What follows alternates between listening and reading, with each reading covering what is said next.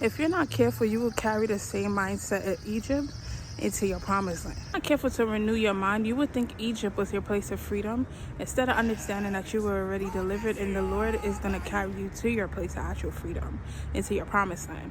But what you would do is carry that same mindset that you had in Egypt, that you thought that was freedom because it seemed like you was getting all the goodness. It seemed like you was drinking good wine, you was eating good food. So it seemed like the promised land. But then when you cried out to the Lord came down and heard your cries.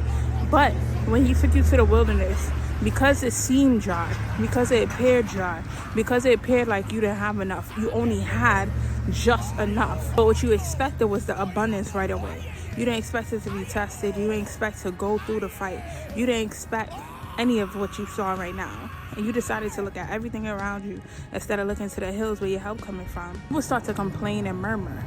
And then what you would do is start to delay the promise. You would start to delay actually entering into the promised land because you would start to speak against it.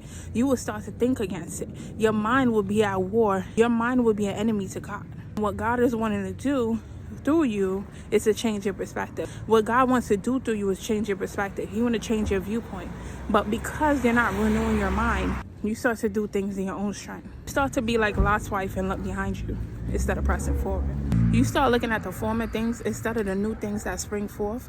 Because you can't perceive it with the carnal mind, you won't be able to enjoy what is actually coming to you. Because a carnal mind cannot perceive the things of God. Can't understand the things of the Spirit. It's impossible. So instead, what we need to do is ask God, change my perspective, change my mindset so I can see where you have me going and that I could be in a posture of praise and thanksgiving because I seen what the Israelites did and I see that we can complain and murmur and delay the promise instead of walking out into the fullness of what you said about us.